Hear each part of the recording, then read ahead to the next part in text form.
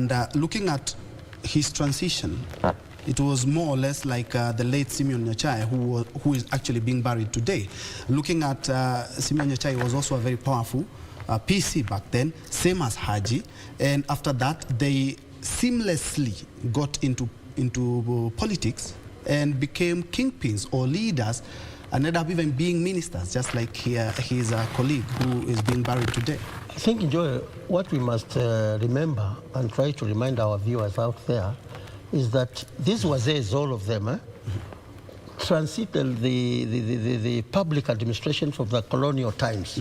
There was nothing best. They didn't have a lot of experience. It's like the new governors who have taken on the governance in our constituencies. They didn't know this animal called devolution. So like them also, they didn't know how to propel the public administration, which at that time was supposed to be handed over in African. There was Africanization during that time. And they did a good job to lay a very good foundation on the public service. And we have so many that we can remember. We can remember Kaguthi. You remember Kaguthi? Yes. We can remember Kaguthi, yes. And many others. They laid foundation for the good civil servant that you are enjoying today, without forgetting that the civil service in Kenya observes a lot of personnel employment. There are so many people in that institution. Many leaders have eulogized the senator as somebody who was dependable. Actually, quoting President Uhuru Kenyatta, talked about a dependable, solid, highly accomplished Kenyan leader. Of course, we will get into that, but first things first, let's first of all hear what Mombasa County Governor Joho has to say on the senator. A lot from him during my days in Parliament, and even now during devolution period. So I've had a fair share of my own personal experience, and I must say here today that it is sad many of us have lost a father figure, someone who would advise us, guide us, and rectify us when we were wrong. But we as Muslim are always reminded, and we say inna lillahi wa inna ilayhi rajiun, tumetoka kwake na kwake ndio tutarudi. So it's just that day ambayo tunamzika mzee wetu, lakini tumuombe mema awe miongoni mwa watu wema. But otherwise it's a very sad day for this country, and given that he had worked tirelessly for the past 2 years to lead the Building Bridges initiative, and his intention was only one, to see a united country. So unfortunately he will never get to see the results of his work, but I'm sure his prayers are with us, like our prayers are with him. Thank you. On that, you have talked about the BBI. It was the man who was spearheading that initiative when he's passed on. What is the feature of that BBI? I mean, first of all, in his honor alone, we need as politicians to have what I would call a meaningful engagement in ensuring that this country is united. Like I said, the purpose of him leading that initiative was for him to see a united country. Now, for us as politicians, there can never be two Kenya. Kenya will always be one. And if we want to govern, we must be leading from the front in ensuring we have a peaceful country that enjoys tranquility. And then you can talk prosperity, you can talk of governance. But if we don't do that, who are we going to govern? So it is to our own interest that we achieve the dream of uniting the country.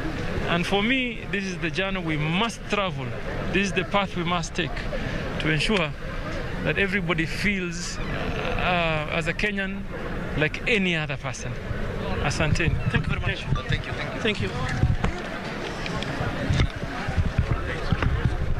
Mombasa County Governor Ali Hassan Joho, of course, paying tribute to the late senator, talking about they did meet in parliament and he was on the forefront to ensure that all other members of parliament actually are guided, and to use his exact word, he used to correct them if they were on the wrong. And as he has said, is that the senator did play a key role to ensure that this country is united. And before that, Major, we were talking about the tribute that President Uhuru Kenyatta did give in regards to the senator. He's talking about a dependable, solid, highly accomplished Kenyan leader, and talking about very instrumental in the constitutional amendment, and especially the BBI, chairing the BBI task force, and his leadership will be missed. Joy, remember, yes, when a president tasks you, yes, to a certain assignment, he is very sure that you are capable, you will deliver, and Haji has been a very good chairman of the BBI. You understand? The BBI document is a very crucial document, especially in our political arena, now that we are facing the election of 2022. And I think the president wanted us to enter the 2022 campaign and elections, knowing that we are united. And when he looked around at all the politicians, he only found that Haji was suitable, because Haji is very efficient. He has the experience of public administration. And let me tell you, because I encountered him in the office of DOD, he's a very humble man, a very, very humble man. And he respects all the people, irrespective of their religion and the cadre. And I could see him talk to the servicemen and the officers in the morning when he was entering the office and when he was coming out of the office. He was not a man who is a dictator or who was looking down upon others. He was a very good man. And he has driven this country. If at all you are going to adopt the building bridges, I think we shall score a lot in terms of uniting this country.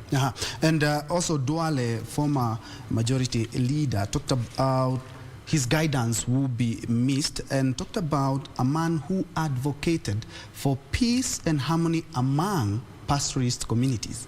And of course, we have seen numerous. We had a press a couple of months ago where leaders from there, we heard that some leaders were actually fanning ethnic disquiet among the pastoralist community, but talking about harmony among pastoralist community at the north. I think apart from engagement in the public administration, and Assistant Minister for Defense is an elderly person regarded as a respectable personality in the northern region. And he has really brought up very many politicians from that area. And he was regarded as a father of all those politicians who emanated from the northeastern region, including Duale, Kina Farah Mohammed, and all of those people. All the time he would give them guidance, like Nyachai used to do with you remember Nyachai went with the, when he stood in 1992, he had 14 members of parliament from his constituency. That shows how much he was really relied upon by his community members. Likewise, this senator who has passed away, Haji. Indeed, and that was actually supposed to be my next question on mentorship. We've seen a lot of leaders from the northern frontier talking about how they were mentored by Yusuf Haji, talking about him being an astute leader, and I'm quite sure that is why he was given the defense docket for a couple of years. And I think he should have been the Minister for Defense, but that is the government to decide. Let's go back, Joy, to his family. Yes. Is a person who appreciated education. And what he has left behind, although we shall forget him soon because that is the tendency of human beings, he has left Haji, his son. You remember the docket of DPP is a very hot docket in regard to the corruption, the big personalities who are named in corruption. He must have mentored his own children to take up the mantle, apart from the rest of the politicians who are coming from NAP region. Yeah. Indeed, and not to mention that the Deputy President did talk about a gifted politician who had groundbreaking mediation skills. I'm quite sure it's because of his efforts to try and pacify the Northern Corridor. Even when we had a diplomatic role with the Somali, yes, although you media people never brought it up, yes, he must have taken a big role in trying to mediate, because he is known as a good personality by the leadership of Somali, Mogadishu, even Putin. They recognize him because he comes from the Somali ethnic group. They regard him as a bridge to enhancing peace between Somali, Ethiopia, and also in Kenya, and also in the northern region of Djibouti. He has played a very, very big role. Yeah. Major, he was a PC in the under the old constitutional dispensation. He was a PC for so many years, with the likes of Joseph Kaguthi and of course the late Simeon Nyachai. What can you remember him when we talk about provincial administration? We only had 8 provinces then. Let us go back to the leadership of that time. Yes. The regime of Kenyatta. You know how Kenyatta was. The regime of Moi. And he managed to go through, yes, without a lot of discourse, without a lot of problems, without running away. You remember Nyachai at one time, when he was posted to the less influential department of energy, yes, industry. And he actually decided to step down. He decided to step down. Yes. But here we are seeing Haji, all the way through, he had never had a confrontation with any leader. Haji is a statesman and a politician who has never been mentioned in any corruption deal in Northeastern. We have had leaders from Northeastern fueling tribal clashes, but Haji has never. He has stood in the center in bringing peace together. Although he comes from a different clan in Somali, but he is able to talk to all clansmen in the Northern Eastern region. And the Speaker of the National Assembly, Justin Muturi, also eulogized and talked about, he remembered his great insight and wisdom that he displayed as they worked together as top officials of KANU. You do remember, at least he was a member of KANU until when there was TNA and the URP. Yeah, that is, it's because if you look at the history of our dispensation from the colonial times, the ruling party at that time was KANU. And Kenyatta himself propelled KANU. So most of the provincial administrators were aligned to KANU. So when he came in from abroad and he became, I think he started as a DO, until he became a provincial commissioner, he was also prescribing the ideals and ideologies of the KANU, which was the ruling party at that time. Yeah. And when he retired, of course, he ventured into politics. And he had no problem in being selected by his people because his people had trust in him. So eventually he went in and became a senator. Indeed, and a lot of Kenyans and politicians have eulogized him and remembered him as also somebody who really played a key role in ensuring that students from the northeastern Kenya back then, when he was a PC, did get education. And we know very well, at least looking at some of the counties there, they've always talked about marginalization, even in education. Joe, let me point out something to our viewers out there, that when a great man of honor, of a caliber of Haji dies, it's a culture and tradition of Africans that we don't speak anything bad against him. But for this moment, I think in respect of that, Haji has never had a dot of anything bad against a different community. You remember there was a time in the Shifta War when the community nearing the boundary of Somalia and Ethiopia wanted to recede, to go back to Somalia. He is the one who said that we, the community of Somalis who are in Kenya, we are Kenyans. You understand? And he also played a big role in the massacre, trying to tell people not to bring problems. Otherwise, the massacre issue was going on. Even now, they wanted compensation, but he was keeping the people calm. He was keeping the people calm until such a time that he was considered to be a leader there in the NAP region. Indeed, and he's one of the guys who have been mentioned as actually people have attributed him in playing a key role when it comes to infrastructural development in the northern Kenya. Of course, yes, he was very instrumental in trying to advocate the Somali community to take their children to school. And he began by his own family. You know, we have a DPP now. If he didn't appreciate the value of education, we wouldn't have a strong DPP with his son Haji.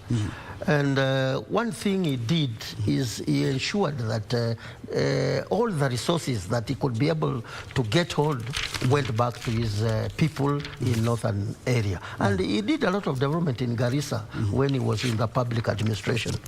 Yeah.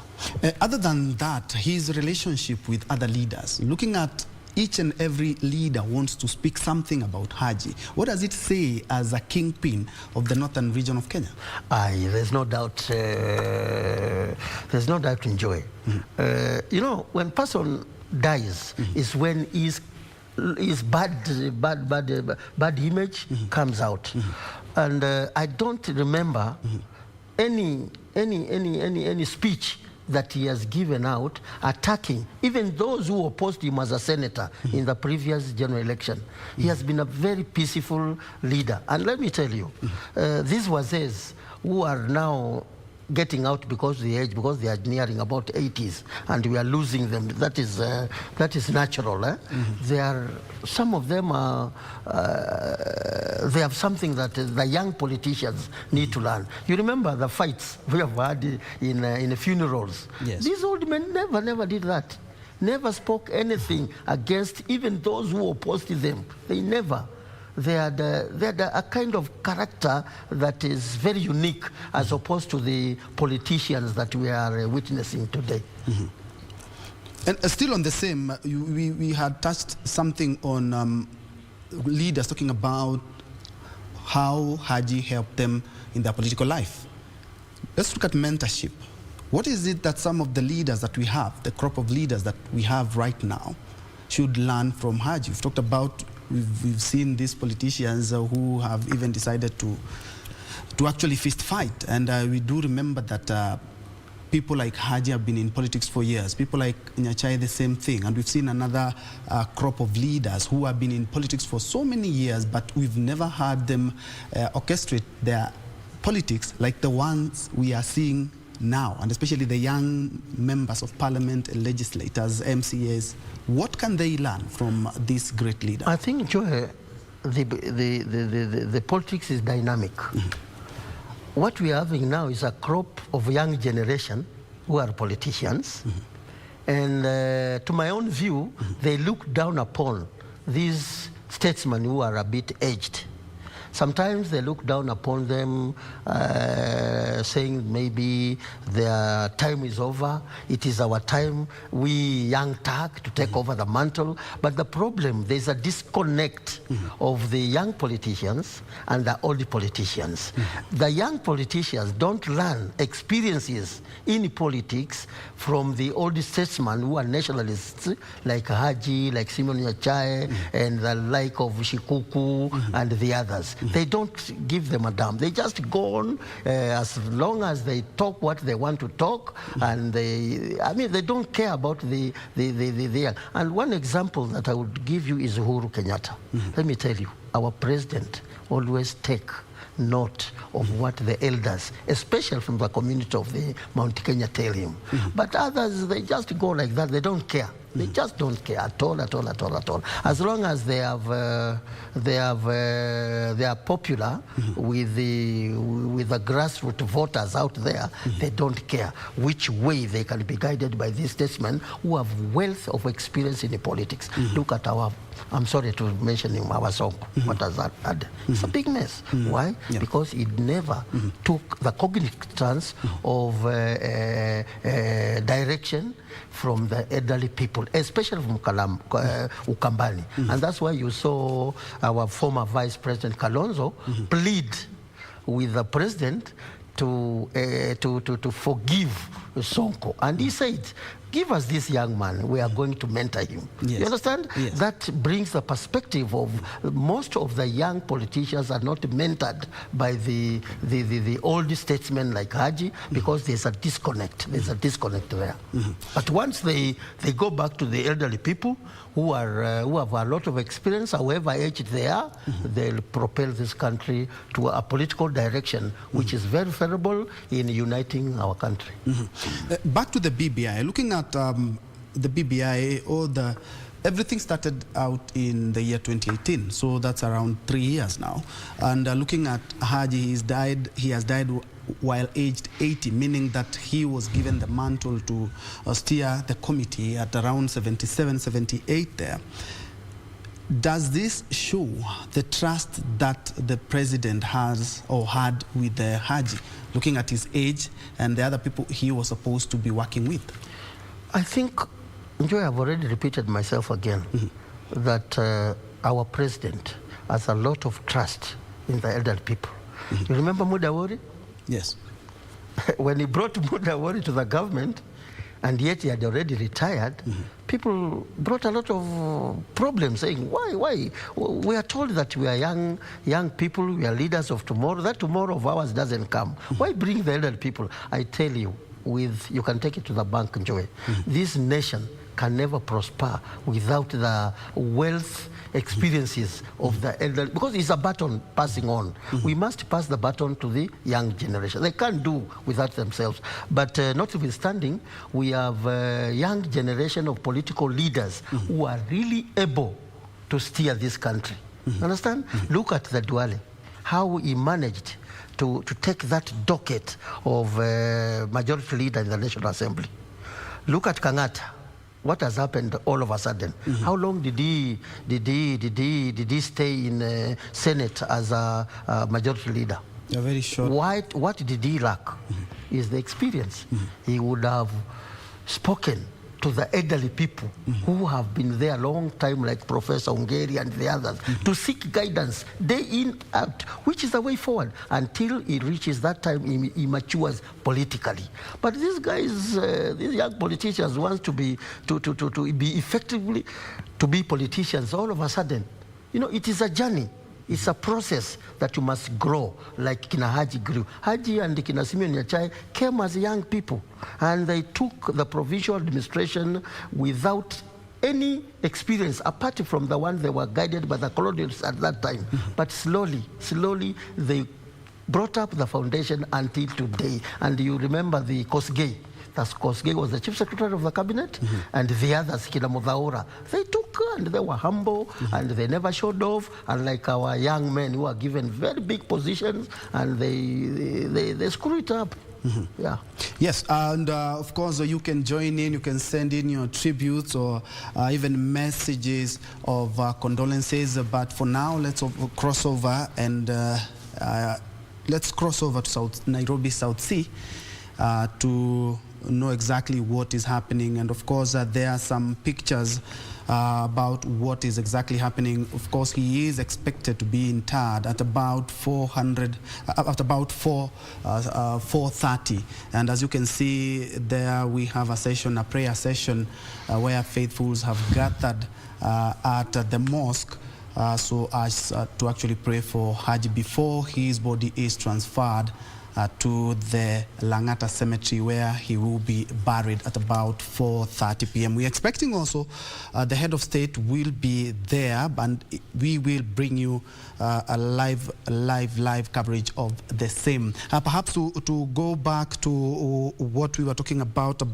kingpins, political kingpins. You've said that they did start well, together with the likes of Simeon Nyachai. They started out very young, inexperienced in the provincial administration, rose through the ranks from DO to PCs, and then from there they transited to politics, where they did extremely well. Looking at Haji, he's a kingpin of politics in the northern Kenya. Looking at Nyachai, he was a kingpin of Nyanza politics. What's with these leaders? Enjoy what is happening with your generation. Yes. Is that they want to make a name within a very short time. Mm-hmm. And as I said earlier, politics is a process. Mm-hmm. You must learn along the way. Mm-hmm. And you must not be over-ambitious. I'll give you a very good example. Mm-hmm. You remember General Mulinge? Yeah. When I take you back to 1982, mm-hmm. we had a coup in this country, which was staged by the mutineers of the Kenya Air Force. Mm-hmm. General Mulinge, mm-hmm. if he wanted to take over the leadership of this country during 1982, he would have done so. Mm-hmm. But because of the loyalty that he had and nationalism, which our young politicians and leaders are lacking today, mm-hmm. he would have taken the government. I was a senior sergeant that time. I was one of those officers who secured this building where we are seated today. Uh-huh. But when he secured the government from the mutineers Air Force, he took over the leadership to Moi. Moi could not believe it. He said, okay, uwa mimi hapa, kama mmechukua serikali. But Mulinga told him no. Together with the General Baumud, mm-hmm. they knew very well the role of the military is to safeguard our territorial boundary. The Kenya Navy, to see the water masses, security of our water masses. Mm-hmm. The Air Force, any adui anakuja kwa angani, mm-hmm. he deals with them. They combat mm-hmm. army, any threat on the ground. And then the second, the secondary role is to try and help the civilian authority, the police, if there is civil disobedience. Mm-hmm. And that is the role of our military. And these old men, mm-hmm. however they lacked a lot of education, they knew the loyalty to this country. Mm-hmm. You understand? Mm-hmm. Unlike the new crop of leadership we have today, mm-hmm. who are self-centered, who are looking for money and power. And yet, when they get the power, they do not know what to do with that power. Power emanates from the people. You must take back the services mm-hmm. to the civilians. Mm-hmm. But to them, it is upon themselves. Mm-hmm. That's where we have a problem with our young generation. With our young politicians. And our politician leaders also, because we have many leaders who are not in politics, mm-hmm. but they are leading very crucial institutions in our country. Yes. And they mismanage them mm-hmm. because they lack that sense of nationalism mm-hmm. in our country. Uh-huh. And he did a good job, I would say, being a provincial administrator for more than 30-40 years is quite a feat. Let us look at him as a member of parliament, because he became a member of parliament, then he became an assistant minister. His leadership style. There's no one day when we had the media coverage of Haji trying to bring problem with anybody in the National Assembly. Mm-hmm. I've never had, unless you tell me, Joy, mm-hmm. if you can remember anything. There's no time I've never had a problem with Haji abusing somebody mm-hmm. or campaigning meetings, trying to belittle his opponents. Mm-hmm. And let me tell you, Joy, mm-hmm. we had a problem right from the colonial time. Yes. When we had the shifter. Mm-hmm. Yes. And the people in that region who were actually very prominent in the northeastern. There were General Mahmoud, mm-hmm. there were Kina Yusuf Haji. Mm-hmm. If they wanted to take the community to Somaliland, mm-hmm. they would have done so, mm-hmm. because they considered that part area as marginalized, mm-hmm. which was the historical colonially. You know, the colonialists disregarded the development in northern area. Mm-hmm. And when they came in, they knew very well that their region was a bit marginalized. Mm-hmm. And if they wanted to take that as an excuse mm-hmm. and recede and support the shifter war, mm-hmm. then it would have been a mess. But eventually they turned to peaceful negotiation. Yes. They played the politics to their people, that the Somali who are in Kenya are Kenyans. Mm-hmm. And they lived very well with the Somalis in Ethiopia, in Somali, cohesively. You understand? Mm-hmm. So he was a peacemaker. Mm-hmm. Indeed, and you can join in the conversation via our various social media platforms. I can see some people have already sent in their message of condolences. Joseph Gitahi wa Pipeline, rest in peace, Haji. Famato Roba in Kuresoi North, you're watching, rest in peace. Mark Mfuonyongo Rest in peace, Yusuf Haji. Remember, we are live. You can catch this live cast wherever you are, either on YouTube, on Facebook, or even on Twitter, not forgetting our KBC app. We are eulogizing Garissa Senator Mohammed Yusuf Haji, who died earlier this morning while receiving treatment at the Aga Khan University Hospital right here in Nairobi. And as things are, according to the program, is that he is scheduled to be buried at about 4:30 p.m. this evening. And President Uhuru Kenyatta is one of those people who are expected at the Lang'ata Cemetery to give a befitting send-off to this national hero. His relationship with other leaders, we've seen very well, and mostly the aged ones, they really vividly remember the leader that he was. Justin Muturi talking about how he showed his leadership while in Kanu. We've had Joho talk about how he provided leadership when Joho also was a member of parliament. And we've had people like Majority Leader talking about how he mentored them since they were young. And Joe, let me tell you something about Haji. And I said it here again, that I was a bit fortunate to have worked at DOD when he was the Assistant Minister for Defense. Remember, there is a misconception in this country that people from the Somali ethnic group are terrorists. And people of Islamic religion are terrorists, which is not true.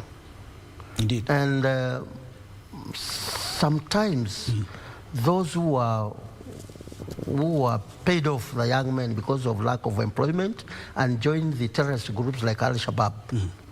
And it was viewed that most of them were from the Islamic religion. But if he wanted to start a fight with Christianity, saying that our people from the faith of Islam are being persecuted, he would have done so. And the Somali community would have listened to him because he was their leader, but he never did so. Instead, he made sure that there was peace. He advised the local leaders not to let the youth to be engaged in the terrorism activities. But he would have had a great popularity by telling their community that we are being persecuted because of our religious faith, because of many issues. But he stood firm and said, we are Kenyans, we must unite, we must safeguard our security against any enemy from any other country which is of our community like Somali. Yeah. And indeed, he did help a lot of people, and especially when he was in provincial administration, a lot of them have talked about how he helped them even school in different countries, or even different schools right here. When he was, I remember there was a time he held brief for in the Ministry of Internal Security. You do remember, and he did a good job because holding two portfolios that are really sensitive, and he handled them well. Yeah, it is because he had a wealth experience of public administration, having risen from the DO from colonial time until the regimes of Kenyatta and Moi. And remember, the public administrators of those times had a lot of friction with the politicians, because most of the politicians wanted those PCs and DCs to play to their tune. If you don't, and another politician from another area is so powerful near the presidency, they will transfer you away. But the likes of Nyachai and Haji tried to reconcile the politicians of the day and their work, and they managed it. Yeah, that's why the Uhuru had a lot of trust in this great statesman whom we lost this morning, and gave him the assignment of the chairmanship of the BBI, Building Bridges Initiative, with the motive of uniting Kenyans. And to pacify what you talked about earlier, talking about a humble servant, former Premier Raila Odinga has talked about, in eulogizing him, he stated, in the passing of Senator Yusuf Haji, Kenya has lost a dedicated, patriotic and a humble servant. We can only thank him for the years of his life that he gave in service of our country, his last great public passion being the Building Bridges initiative. Senate Speaker, perhaps we will respond to some of those. Senate Speaker talked about the death was a big blow. Let's always remember that he was a senator. A big blow to the Senate, stating it came shortly after that of Machakos Senator, and of course we also lost the Migori Senator Ben Okello Oluoch a couple of years ago. It's unfortunate he will not be able to see the fruits of the causes he has been championing. However, when the results come, his name shall be remembered. Of course, when we come back, we will be responding to some of the comments and also trying to remember this great Kenyan that is Mohamed Yusuf Haji, who died today.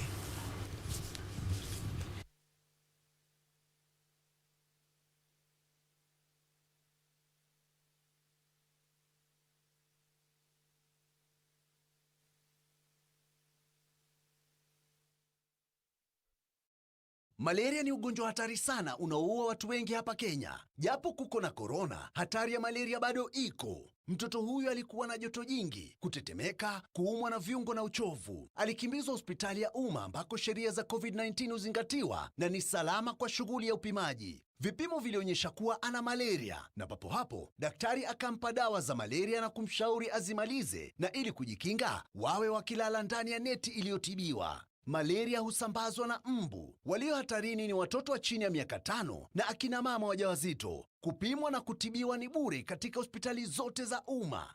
Usisahau adui malaria. Zero malaria huanza na mimi. Chukua jukumu leo. Komesha malaria. Ujumbe huu umeletwa kwenu na Wizara ya Afya. The stage is set for the next football star from Africa to emerge at the Under-20 Africa Cup of Nations. Watch all the games live on KBC Channel 1 as 12 countries battle out for the ultimate prize of becoming champions of Africa. Raw talent, raw skills, ultimate technique. From Africa's finest and capped talent, witness footballing dreams come alive at the Under-20 Africa Cup of Nations from 14th of February to 6th of March 2021. Live from Mauritania and exclusively on KBC Channel 1, your true sports partner.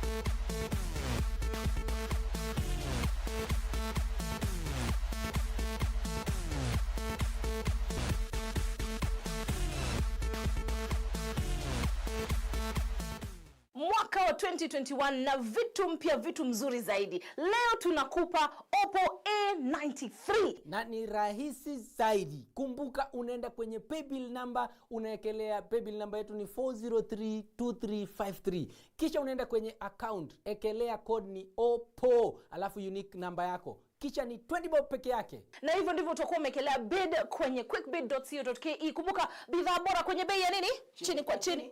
Chini kwa chini. Jiunga na Quickbid ni rahisi. Enda kwenye M-Pesa, bonyeza paybill kisha weka business number 4032353. Kwenye account weka kodi ya bidhaa unayotaka na bid yako ya chini zaidi. Kwa mfano TV 16. Kisha weka shilingi 20 tu kama idadi yako.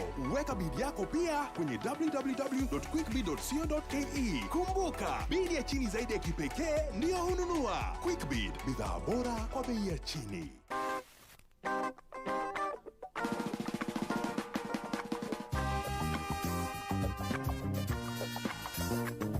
Nichukulie kwa mfano ndani ya matatu. Yaani mtu mzima na miaka zake, hizo miaka zote mtu ajui kujua kuandika note. Note tu peke yake. Kusoma kweli itasaidia. Jana nini nakusumbua na nini? Nauliza ni bwana Chutea. Okay. Mama Angel. Don't you get. Haya, kwani wewe nini wewe? Yaani wataka kumpiga. Wewe ndio mpige nini?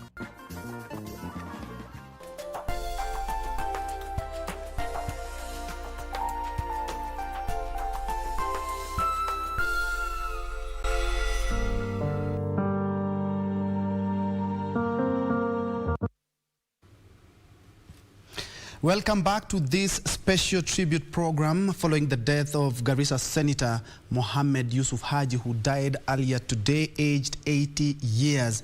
And he will be, what we know is that the convoy has left South Sea and it's making its way to Langata Cemetery, where he will be laid to rest. And of course, I'm not alone. We are with Major Retired Sami Peter Mwithe, who is also a governance expert, trying to remember some of the things and some of the actions that this great leader had done. Of course, so many years in the provincial administration, then plunged into politics, did so well, became a senator, and of course, he was even tasked with the big duty of chairing the BBI initiative task force. Allow me to read 2 or 3 SMS as we finish, of course.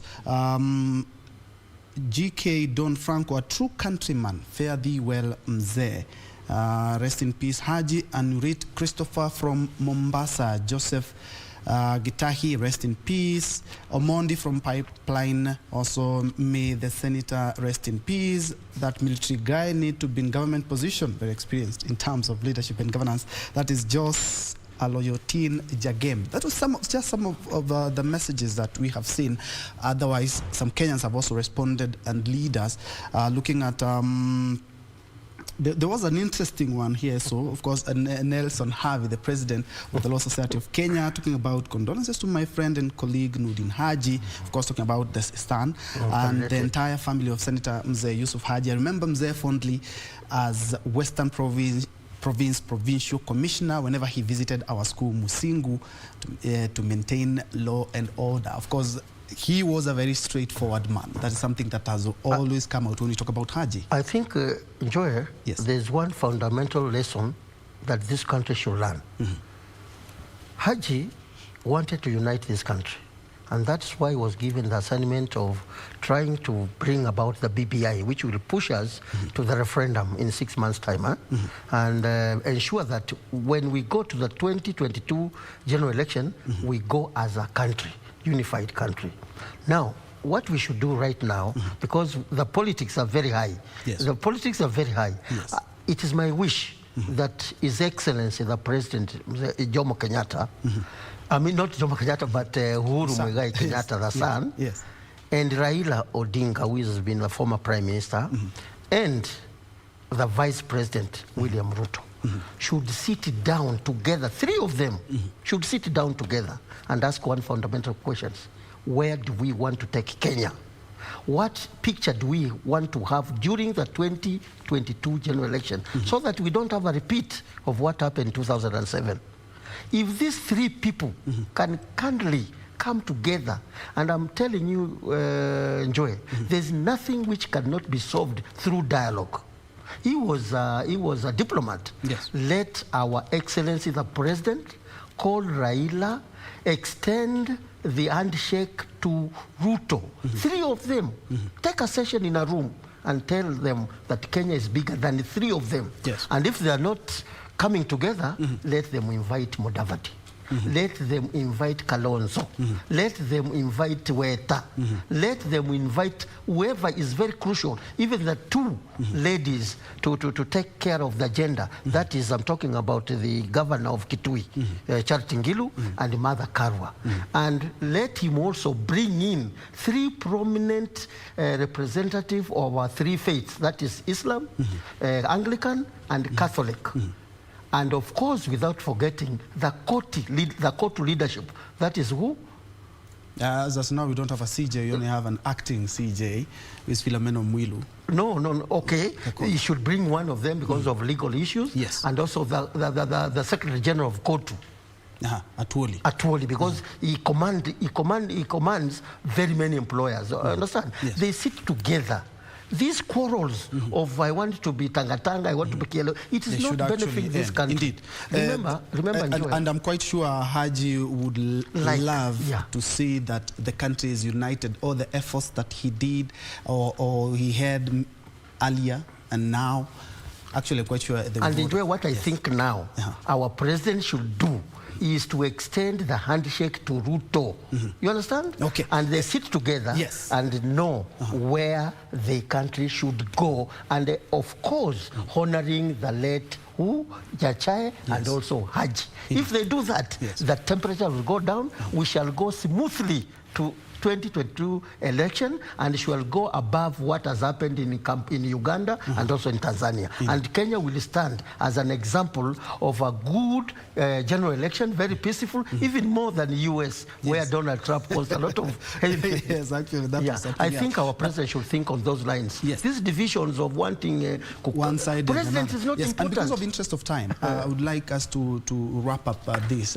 What is it that Kenyans can learn from the legacy that has been left by the late Senator Mohamed Yusuf? The legacy is being humble when you are a leader, and you should know that you are a leader serving the people of Kenya with commitment, dedication, and the loyalty to the country, not to a person, not to a party, not to take in self-interest and avoid the big disease, which is more huge and dangerous than COVID-19, corruption. Corruption, corruption, corruption should be dealt with. We should have leaders who should take into account that they are really servants. You know, enjoy what people are saying. When they are leaders by mouth. But when it comes to examples, they are not. They are bosses. Any leader who is given an opportunity to serve this country should think himself to be a servant of the people, a servant of Wanjiku and nothing else. And God will bless him. Thank you so much, Major Retired Sami Peter Mwithe. We have been having this special tribute following the death of Yusuf Haji, who was the Garissa senator, and of course a glowing tribute looking at social media and other platforms is that he is the man who was well known and well loved because of all his efforts, both as a provincial administrator and also as a leader and as a Kenyan leader. Thank you so much for watching. The last shot. Yes, you wanted to add something else? Yeah. Just 30 seconds. Okay, 30 seconds? Yes. In spite of the problems that we are enduring with COVID-19, I think I would like our president and all those who are talking about the BBI and any other issues to bring down the food stuff, the common food stuff for Mwananchi, that is sugar, unga, hata petroli imeenda, but hiyo ni mambo ya market ya ulimwengu.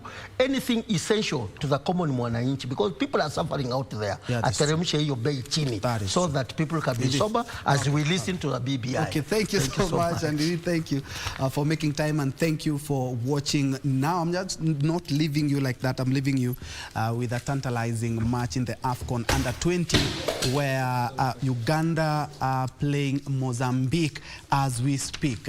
I've been your presenter, Ben Troy Njue. Thank you so much for watching, and remember, we'll be coming back with a much comprehensive report, of course, in our subsequent bulletin. For now, we just say rest in peace, Senator Haji.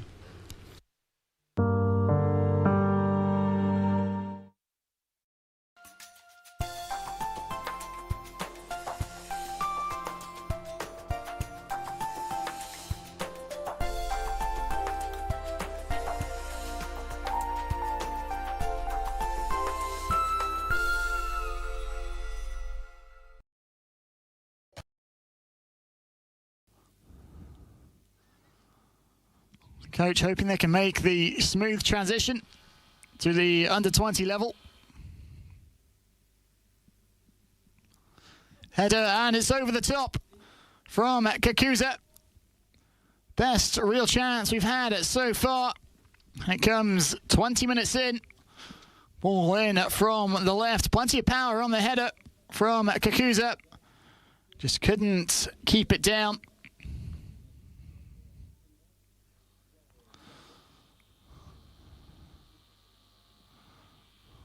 Foyer, long ball out from the back. Poor touch from Musa. Again, no harm done. Zelton. Raised boots. Caught Basangwa. And again, the referee blows his whistle.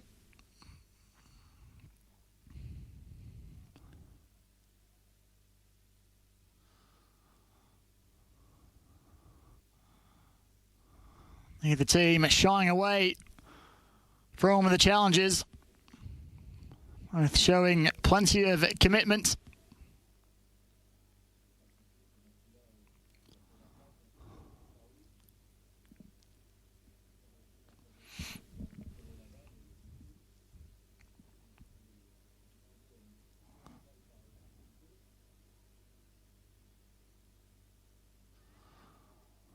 Masangwa, down goes Foya, play continues, and the referee does blow his whistle, but it's for a free kick for Uganda just outside the Mozambique area. Selton exchanging a few stern words with the referee. Well, they wanted a foul given on Basangwa. A referee allows play to carry on, and Uganda find themselves with a free kick just outside the opposition box. Left back up to Azizi Kayondo, as well as Najib Yiga. A couple of the left-footed players in this Ugandan lineup, both very much interested.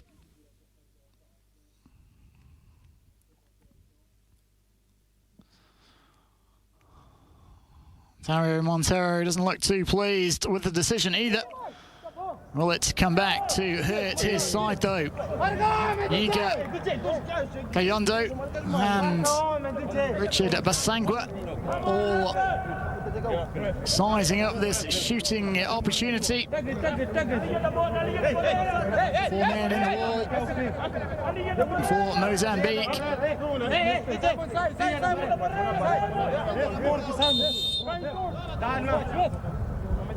Will be a Yiga, deflected by the wall.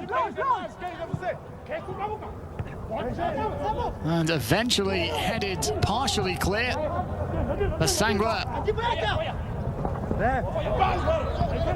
Well done by Foya to just nip in ahead of the forward. Keeps his run going. Disappointing pass though. As the opportunity, like a good one, opening was there for Mozambique for the time.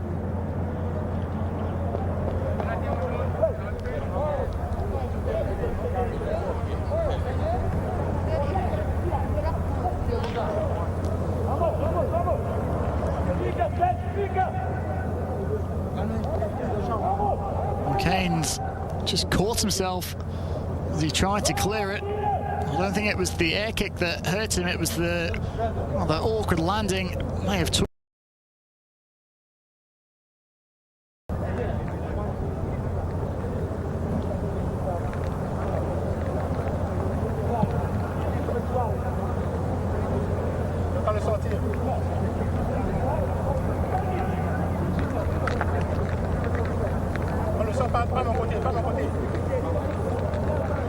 spray being applied to that left knee of his.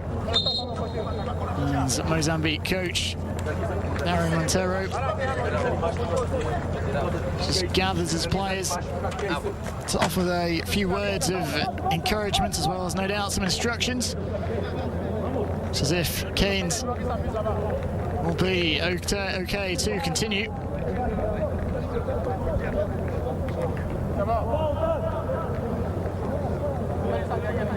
Richard Basangwa, player to keep an eye on, has looked lively in this first half down that right-hand side for Uganda.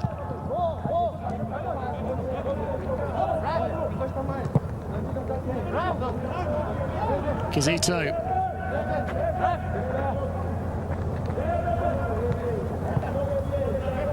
So again, trying to help it on to Basangwa.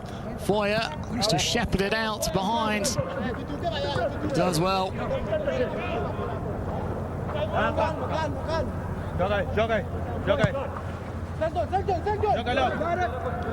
Foya. Selton comes short for it.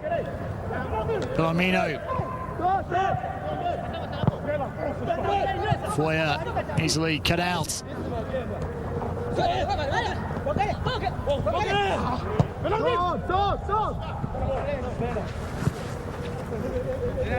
A tiny exchange. Kazito hangs it high towards the far post, towards goal, and it's turned behind. Well, in the end, by Simon. Stayed on his line as that ball hung in the air for an age. Right decision in the end. High, hanging cross towards the far post, more or less unmarked. And a good flying save from Simon. First real save of note for either keeper. Mugalisi delivers the corner, another header straight into the ground. Will it drop for a shooting opportunity? Mugalisi again, deflected. The keeper shouted for it. In the end, it was the defender who dealt with it.